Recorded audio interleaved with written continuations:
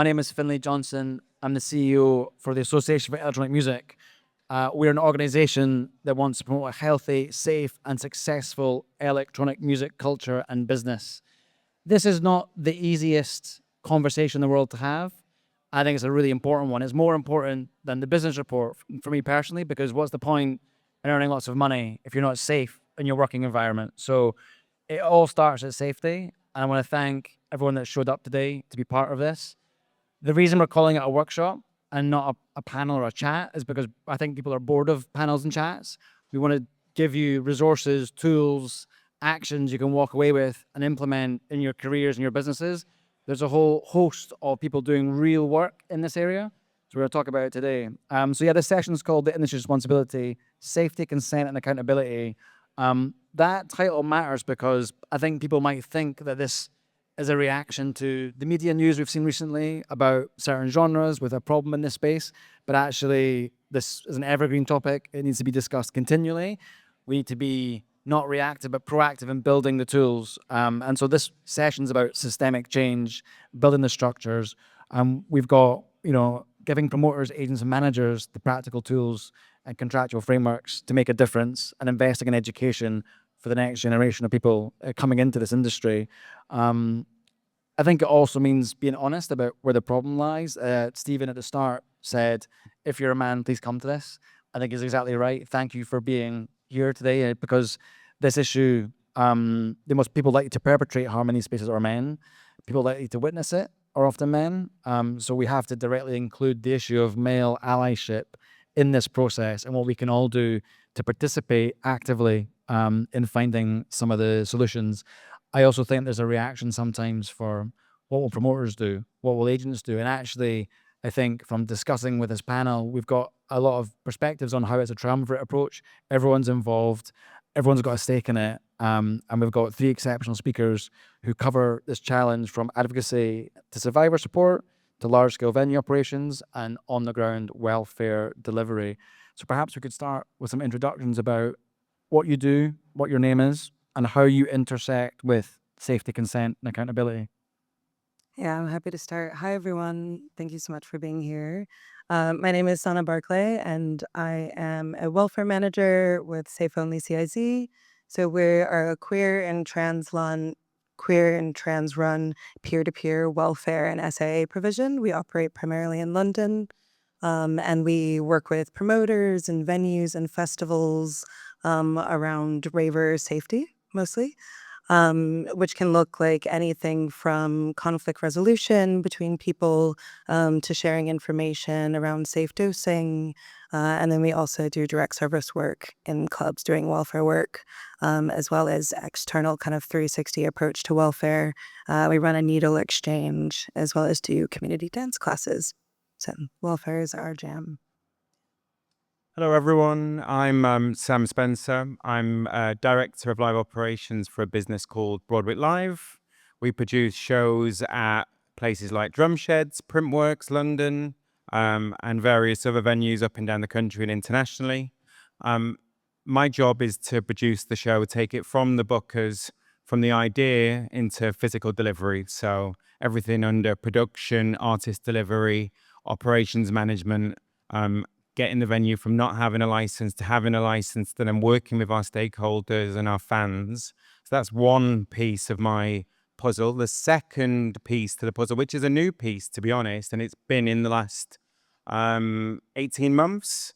I sit on the Nightlife Task Force for London, and we've just been producing 23 core recommendations over 10 key areas with the mayor, and that's kind of to kickstart and support nightlife within London. And a part of that is safety and policy around safety, and actually exploring what words like ask for Angela actually mean and how venues actually work in those spaces. So, and I've worked with some of these organizations on here in some of our spaces, and it's a real privilege to be with some great people that work, and do some fascinating work in some of these spaces. Hi, everyone. I'm Pia. I'm the co-founder of Me Too Music. I co-founded Me Too Music in 2020, 2021, together with Rebecca. We started the organization because we wanted to have a reaction towards combating a number of different allegations that we're hearing about within the electronic music scene. More recently, there's sort of been a reemergence of the issue of keeping each other safe on the dance floor, specifically when it comes to sexual harassment. And there has been the establishment of Me Too DJs, which unfortunately couldn't be with us here today. However, they're doing some amazing work. We are separate organizations, but we're part of the same ecosystem, which essentially works towards trying to keep the best place in the world safe, because we truly believe that the dance floor is the best place in the world. And so what we do, unlike these two incredible people here, is we don't work on the ground as much because we're an international organization. We focus a lot on advocacy specifically. So we help a number of different organizations all across the world, from the United States to, I believe we're actually helping someone in Asia at the moment, some big parties, smaller parties, big promotion companies, smaller promotion companies, just helping them put together frameworks, actions, different things that you can create, that you can do in a self-regulated market, which can keep your dance floor safe. Thank you. I wanted to start by kind of getting a sense of where we're currently at. And one of the things I think is quite difficult about your job, Pia, is you hear a lot of victim stories, but they're in multiple countries. They all have different roles. Is there anything that connects them or any patterns of behavior that you see underlying no matter where this happens or what their role is? So I don't come from the music scene. I actually come from a policy and legislative scene. I met Rebecca because I co-founded Me Too European Parliament. So I was just an assistant in the European Parliament who happened to like techno. And we managed to connect. And we connected so well because what I was seeing in politics was happening on the dance floor. So they were different cities. I'm going to try and do it without the paper, right? They were different cities, they're different venues, different artists, different scenes, different industries, but there's the same pattern. And the pattern is essentially abuse of power.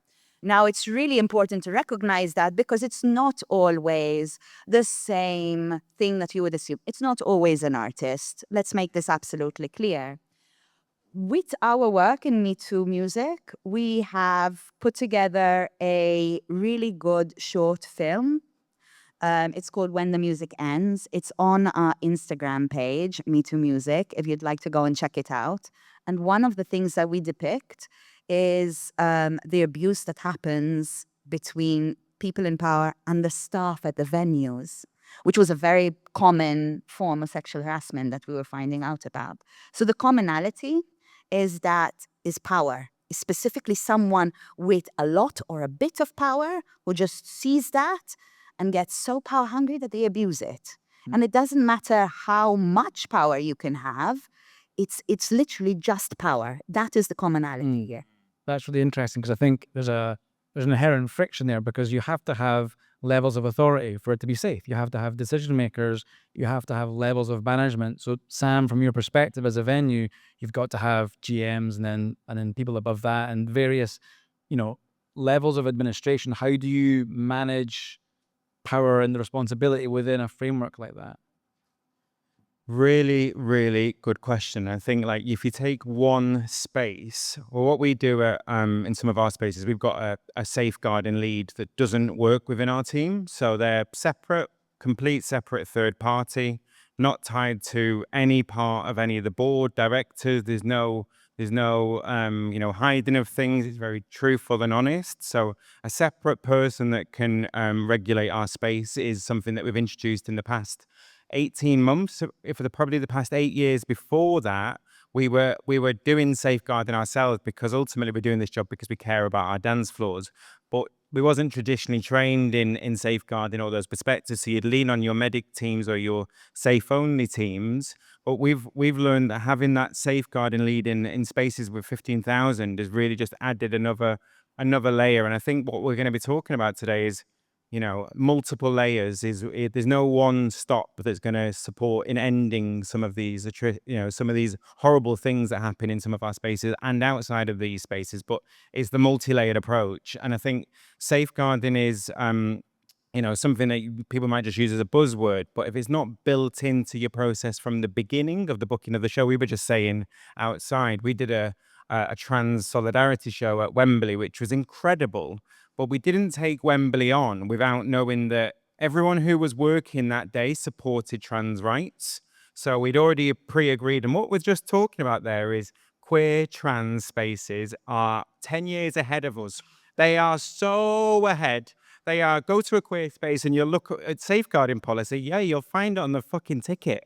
Yeah, that's where you'll find it. It's at the forefront. You know where you are walking into in a queer space standardly. So I think there's a lot of learnings that me as a gay man has taken on and built into some of our spaces, because we have queer events, but a lot of our events, majority of the people that come there are straight cis men, and ultimately, like, how do we take those learnings and build it into our ethics for the show? And I think that's what we are in the process on. And I think, when I got asked to do this, there's probably a lot of people that might have said, no, we're not there. We are not at the end of that journey. We're probably in the middle, nearing the start. And some of these people on this panel, but we're on the journey. We're on that motorway, and we're learning, and we'll make mistakes, and there'll be things that we get wrong, but we're heading in a right direction. And I think that's what we've taken on in the business, is that you've got to be in the car, you've got to be in the motorway, and you've got to have a goal. Because ultimately, if you don't get in the car and you don't start standing up to talk about it, you're going to get left behind and you're a part of the problem. That's super interesting. I think that's actually kind of ties into Sana's work, because you mentioned that a lot of queer and trans spaces are 10 years ahead, yet they still require Sana's intervention. So how do you approach that, Sana, with promoters that are perhaps on a learning journey themselves and are perhaps young and don't quite have the knowledge to deliver a safe environment for the clubbers?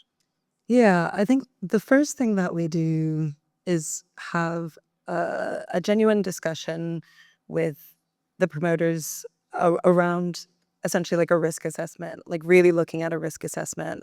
So not just thinking about, where can someone trip and fall within the venue, but looking at like the history of what patterns of behavior have you seen in this space? What substances have you seen people tend to use in this space? Do you have an idea of maybe what's motivated harm in the space previously? Because I think even though queer and trans spaces are very good, and I would agree, I think we are quite ahead of communicating the values that are going to be upheld in a space. I think, like Pia said, harm is based in power, and that's present anywhere and everywhere. So I think that our role is really to communicate with promoters, to acknowledge and to have some of the difficult conversations early, to see us Safe Only as a part of their teams, build trust between, the security staff who might look at safety in a slightly different way that we do, or might have a different bottom line than we do. So if they see someone, exhibiting risky behaviors, they might initially just kick that person out, where we may support ultimately ejecting that person from the venue, but we'll still want to have a conversation to better understand what exactly was happening for that person and why was that happening. And I'd like to believe that some of that critical thinking can help to make a smarter and safer party space. Because that ejection point also, how does that person get home once they're out of the physical building? That's not, you can lose a license over unsafe environments roundabout. So I guess it's got to have that holistic approach of from door to door almost, right? Yeah, and I think it's a understandably difficult thing for people to care for someone who has enacted harm in their space. I think it's something that it's difficult for us as welfare officers to hold, but it's necessary, because at the end of the day, there's an acknowledgement there that we are all capable of doing harm, and we have to be active participants in not doing it, which means holding each other accountable. And looking away from that really doesn't change that. Yeah. I said at the beginning, this is a workshop and you were going to go walk away with toolkits and resources. And I really believe that is critical. This is not about awareness, because everyone knows what the problem is. It's more about what do we do next? And it's less about our opinions are more about kind of the frameworks and the guidance. So Pia, perhaps you could tell us a little bit about some of the resources that exist from your perspective that are out there or looking to be built into the structure. So it's very, very important that when we are creating the structures, we're creating them by design. So both Sam and Sana actually picked up on this, and it's so important to do it by design, because when you do it by design, it becomes the norm. So we have a framework. Me Too has a specific framework. It has a number of pillars, and the framework is basically a document which promoters, venues can use, which gives you different ideas, right?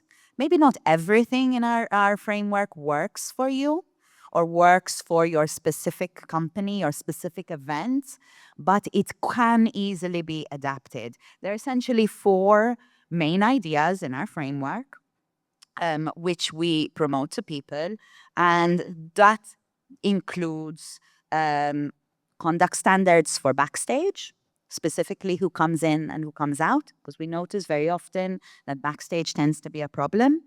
A reporting system that works, and we also encourage a social steward program, which should be included in that. Basically, it's essentially a system where you would have someone who isn't a bouncer and is part of the team that would be able to intervene, that would be able to receive reports, that would be able to understand a little bit better what could be happening on the dance floor, the different aspects that could be happening on the dance floor that make people feel uncomfortable, that make people feel unsafe, and how they can intervene.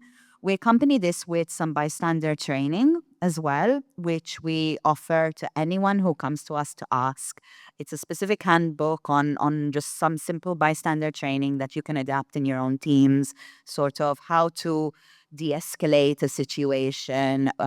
We've used resources from different companies like Good Night Out, for example, just trying to understand a little bit better on just some simple things that you can do, which are also cross-cultural, because we need to remember that we're all here today because we come from different parts of the planet, and different parts of the planet have different aspects, so different problems. So, for example, I come from Malta, and one of the things that we have a problem with is not our frame on.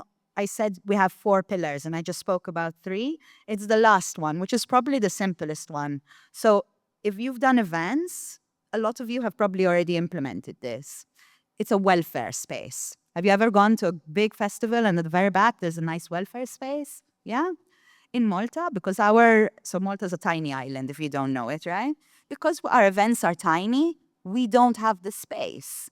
So we can implement everything else except for that, right? So in our situation, it doesn't work for that. But maybe in the UK, a 15,000 person event, how am I going to have a social steward program? Like, is that viable?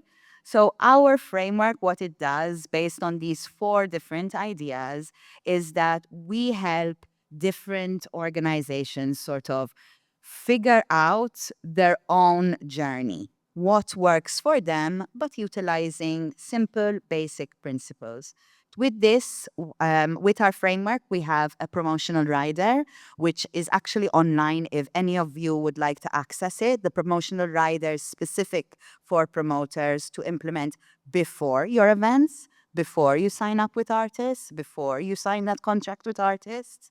And essentially, a promoter rider is, if I expect you as an artist to give me 2 bottles of champagne in my green room, you as a promoter can expect me not to sexually harass people on the dance floor, right? That is what our promoting rider says. It's a very basic rider. It's written together with a number of people in the legal sphere. It's quite international. It has a number of standards which can be adopted in different countries as well. So I'm going to stop talking about that and give my colleagues a little bit of a chance. Sorry. Sana, does any of that resonate for you? What kind of tools do you have and you use in your welfare spaces? Yeah, definitely. I think we definitely lean on the Good Night Out campaign's resource center quite a lot. It's really wonderful. I highly recommend looking it up. I think the kind of main 2 principles that I would say to anybody who's doing welfare is to be visible and to be familiar. So that can look like when people are arriving at the venue, we want to be at the door, smiling at folks, introducing ourselves, letting people know that welfare is in the room. So people understand that that support is available to them, and then hopefully feel more comfortable to lean on us later on if they need. And then to be integrated in the party. I think I know what you were saying earlier about parties needing to have hierarchy in order to function, but I think one of the main benefits of being a welfare officer is that we're encouraged to be a part of the party and to communicate non-verbally, I guess, that we're not here as like a judgmental enforcer in the space. We're here to enjoy the space with everyone else, to be familiar with people, hopefully build a little bit of trust. So if someone's feeling uncomfortable, but they don't necessarily know that someone's making them feel unsafe, they could just tap on welfare and say like, hey, like, I just want to give you an update about this situation. Because I think preventative care is a lot of the work that we do. We try to prevent bad situations before they happen by being aware of what's happening in the space. So yeah, I'd say be visible, be familiar, and then finally understand what is actually happening in the space. I think I understand that a lot of venues can't, for liability reasons, can't really talk about drug use and can't necessarily promote safe dosing, because that might be seen as them encouraging people to use drugs in the space. But we work quite closely with the Love Tank, who have a number of really wonderful, informative pamphlets that give information about what do these drugs actually do to people's bodies, what are some signs that you can look out for if somebody has used too much of something, and what are helpful steps that you can take to make sure that they are safe. So I would recommend like members of staff being resourced. I think again, like part of being familiar is also being familiar with the team.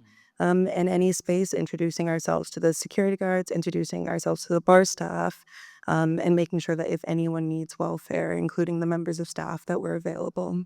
Can I come back on that just because I had a brainwave at the start and I was like, I'm going to hold on to that. So my new ADHD brain was like, Sam, hold on to that thought.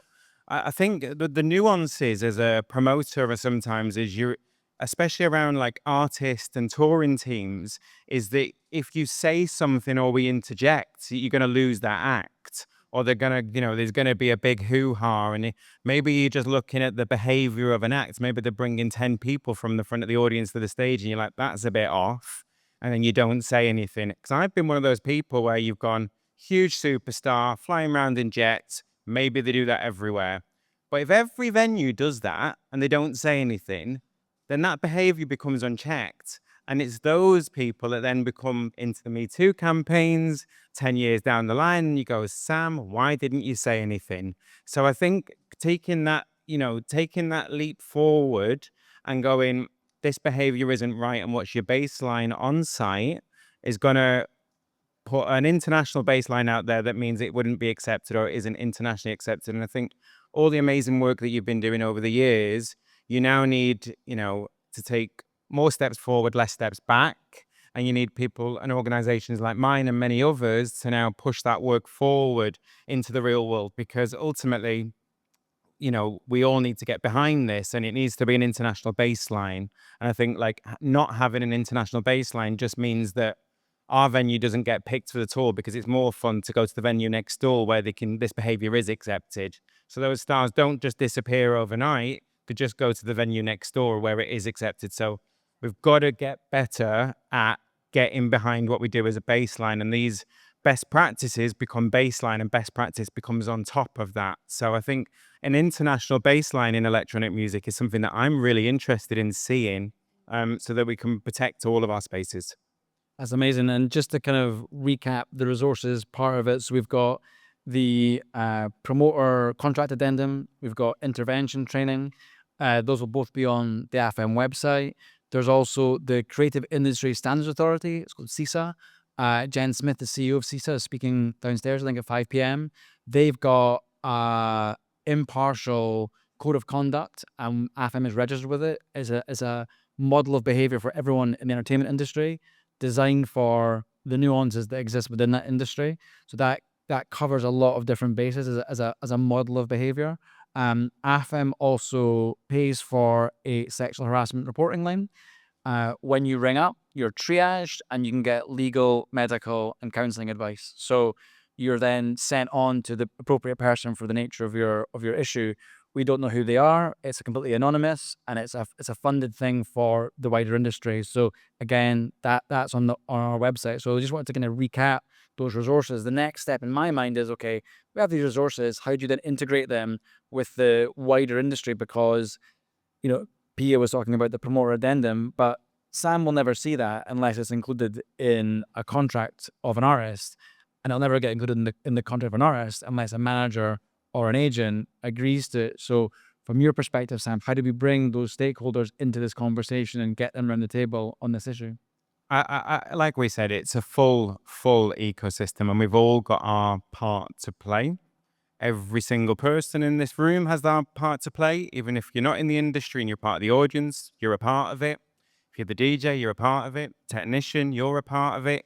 Camera crew behind it, you're all part of it. We all see these behaviors. It's not just artists and management teams.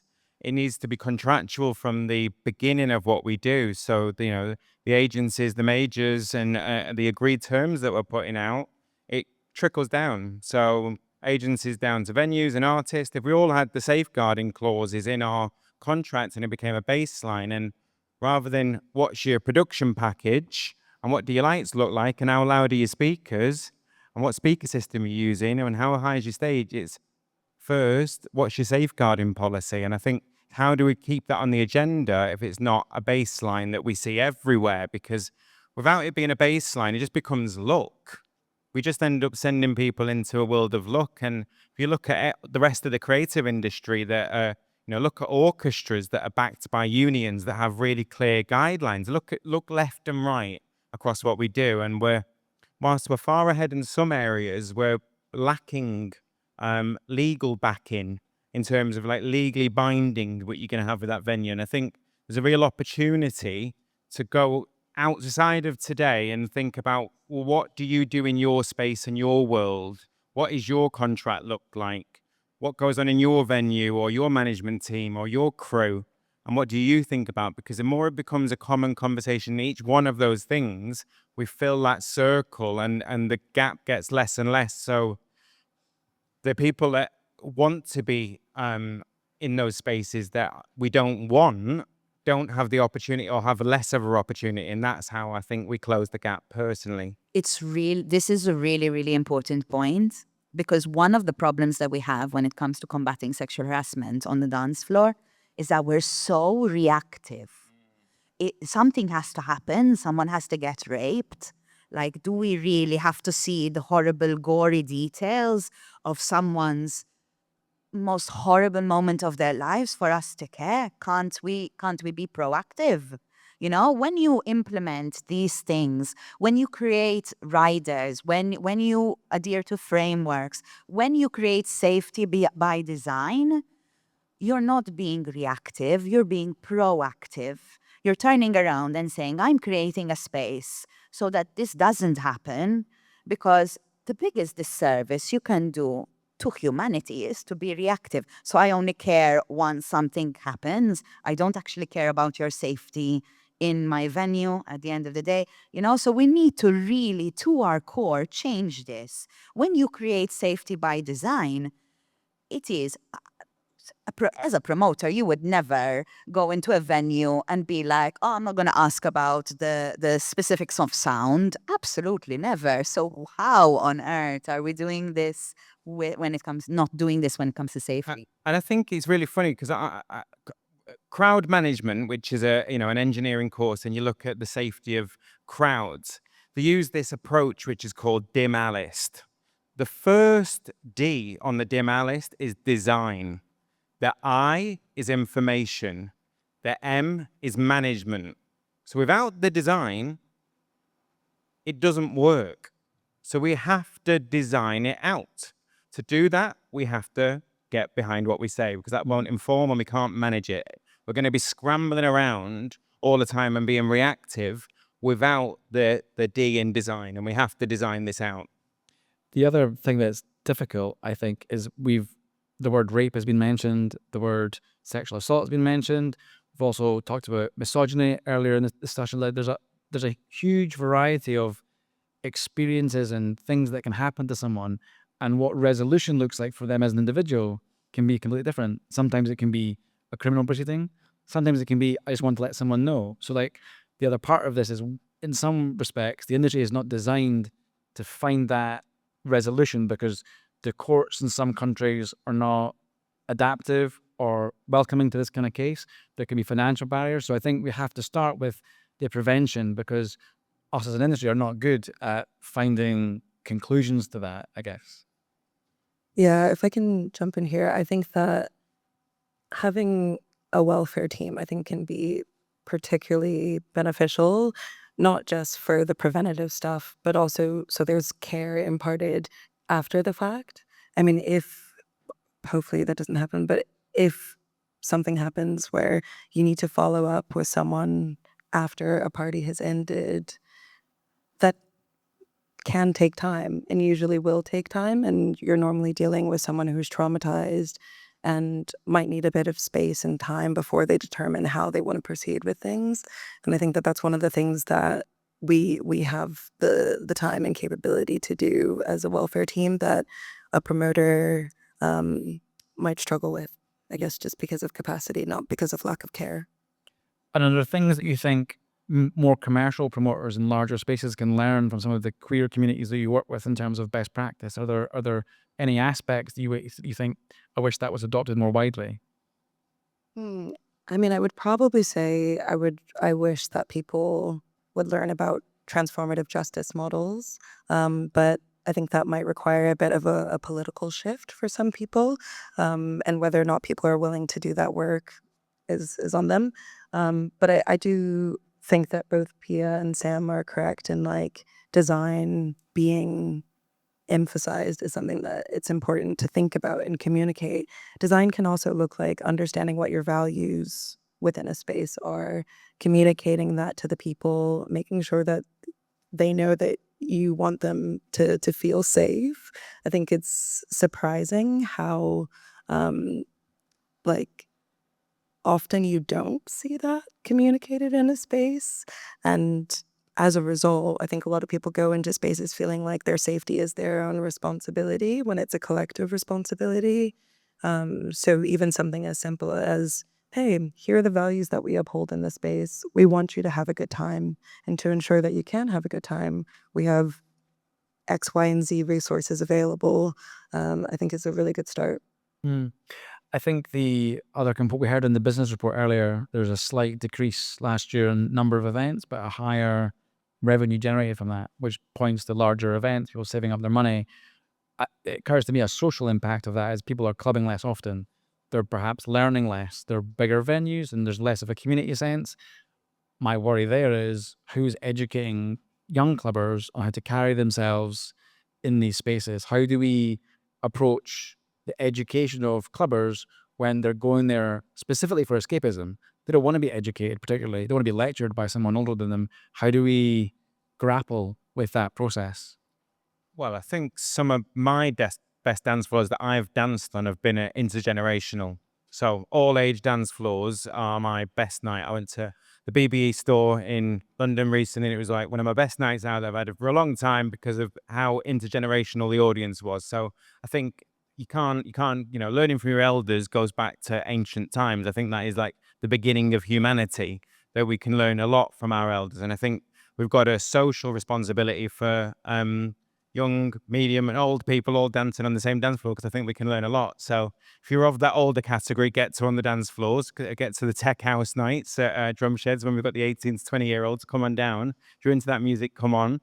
But I think for in terms of the structure, I think we've got a lot of headline talent brand led shows, and I think the brands and the talent have got a lot of work because they're the ones that are most in touch with their audiences. So I would implore them to speak around what their design is for their shows and their artists. There's some great artists that's done some amazing work for many of years, and I think I implore artists to be pushing what their design is and what their ethics are, because once that story gets out and it's a recurring story of safety and tolerance levels and all of those, subjects that we need to be teaching some of our younger audiences, they're coming from the artist, then they're coming from the brand.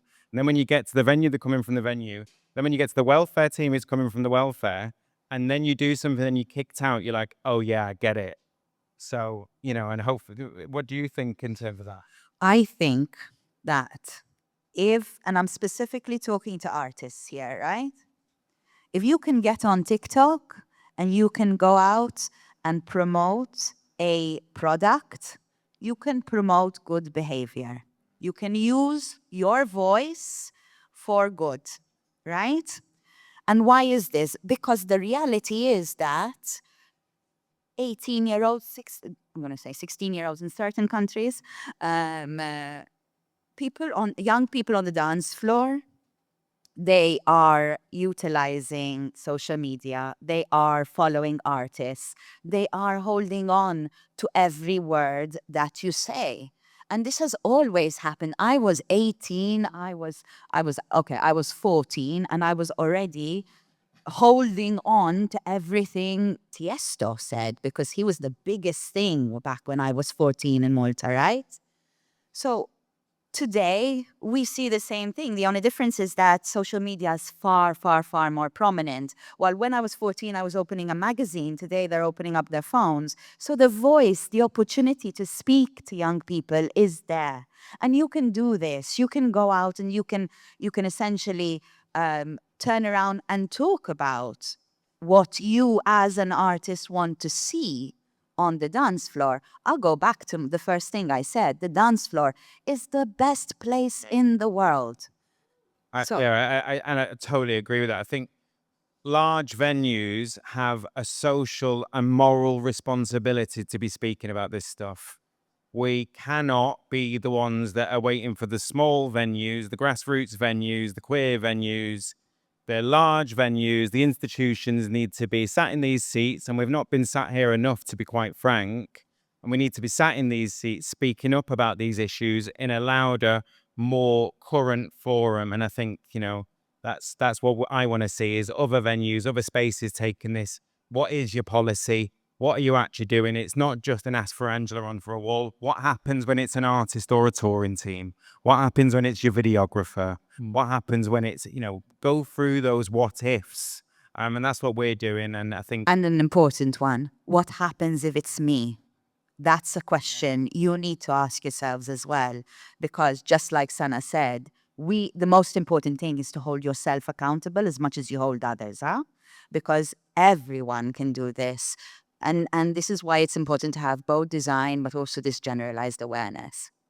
Yeah. I think that there are a lot of really creative ways that you can also communicate the values in a space. Like I think about Pussy Palace, which is a collective that doesn't run anymore, but was quite good at they would create lighting displays that would say consent is sexy or stay hydrated or different things that were communicating the values in a space, but in a way that didn't feel, preachy or like overbearing.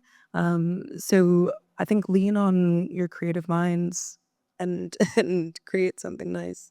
The artist voice aspect is interesting. So I was thinking before we had this discussion, being a promoter is difficult right now. And we're asking them to do another thing in terms of investment and their time to create a safe space, which is a responsibility, but it's also more work. And I'm thinking, what does the artist version of that look like? And I think speaking about what safe and good practice looks like in a club space publicly is a really interesting ask. Do you think we would ever get to a space, Sam, where you could put in the offer, hey, this is your fee and this is the terms. Would you also do a social post on good behavior? Could we get to that point where we're putting shared accountability on all the parties? I think absolutely.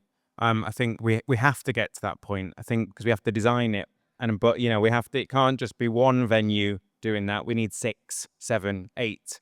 One venue putting the head above the parapet sometimes isn't easy enough. I think we have to come together, and I think the larger businesses have got. We definitely are thinking about what's our risk assessment point at booking.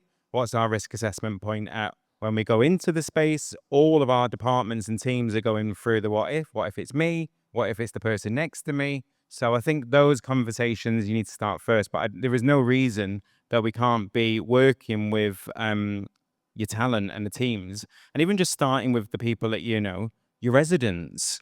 Start with your resident acts that really support this scene. You know, I'm really good friends with Hi, and she's amazing, and she'll get behind some of these things. Or Kiki, and they're like, absolutely, we want to talk about making these, putting these ethics out. So, what's your community look like? Start with that rather than go into a large agency and going, this is now the offer. We want a welfare TikTok on a Tuesday for every single act. It's like aiming for the stars is great, but starting here is going to be where we get the real work done, and then the knock-on effect is that it'll really will just take off. But I think even subconsciously, the ask tells the agent and the manager that you as a venue care about that. So even if it's a no, I actually think the work's been done because the agent and the manager are thinking, oh, they really take this seriously to the extent that they've asked. And even if they decline for whatever reason, I think that's fine. But it says, we stand for this and we won't accept behaviour to the alternative in any circumstance. I think if I can just add something, I think in addition to looking at the talent and looking externally, it's important for venues to look internally as well and think about, like, how are the people within the venue being treated? What's their experience of working in this space? Have you had welfare issues within your own staff, and how have those been addressed? How have people been supported? Because I think sometimes it's all too easy as well to see the only risk is being people that are coming into the venue, when usually there's a culture that's already been established within the venue, which will inform how people will address things. Yeah. I think I want to also make clear that this is not a proclamation, it's a dialogue. So come find us afterwards and give feedback and ideas. I think we want to have that holistic approach to improving some of the integration of these resources we've talked about. I wanted to kind of throw a final question over to the floor of what a reclaimed dance floor looks like for you, and what does that mean moving forward? And ideally, how would you frame that reclaimed dance floor around an ask of the broader industry that are gathered here today?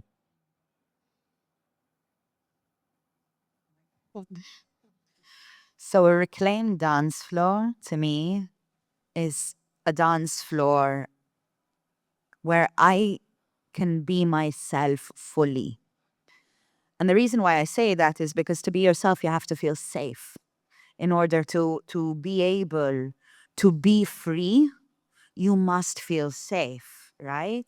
We always say with great freedom comes great responsibility. And where is more free than the dance floor? It's why we created it, literally. It's so we could go there, we could be ourselves. But you need to be safe to be able to do that. So a reclaimed dance floor to me is a dance floor which is safe by design, where I don't have to think, oh, is my skirt maybe a little bit too short and I'm giving this? No, what on earth? I should be able to take off my skirt. And if someone comes up to me, essentially, and tells me, oh, you've got no skirt on, the answer is yes. And they keep moving, right? That's what consent is. And we know this because we've all been in nightclubs where people have taken their clothes off, right? But because there is freedom, and I want to be able to be in a nightclub where people feel free to take their clothes off, right? In a place where it's legal, please. But you're able to do that only because you feel safe, because you feel free, because you feel safe. That's what a reclaimed dance floor looks like to me. How do I go after that? Thank you. Well, I'm not taking my skirt off, I might. But I think for me, it's about, it's not being a roulette. We've got these roulette dance floors. You take a pick, you go out to a certain venue or a certain night, and you end up with a different dance floor. I asked a friend last week, how was the event? And the guy said it was incredible. The music was sick. The producer's amazing. The talent was amazing. I asked his wife, I said, did you enjoy it? She said, yeah, it was good. I went, well, what do you mean it was just good? She's like, oh, there's just like loads of weirdos staring at me. And I was like, oh, did you tell your husband? She's like, no, we had a good time. And I was like, doesn't sound like it. You've got two different views of that night because everyone was just staring at you for the night. And I've not had that. I'm not a woman. I've not had that. People were just staring at you all night. So I think for me, it's about removing the roulette dance floors that we've got currently and building out the baseline. And that's about, for me, just not reclaiming one dance floor, is multiple dance floors, and it's all the dance floors. Yeah, I think for me, reclaiming the dance floor is, I think it's about rebuilding a sense of shared responsibility. I think it's people understanding that what makes a space feel great is everyone's responsibility. It's not just the DJ playing a great set. It's about everyone looking after each other. So people believing that and internalizing that. And on that note of shared responsibility, we're out of time, I'm afraid. But thank you very much. Please give a round of applause for our lovely panelists. Thank you so much.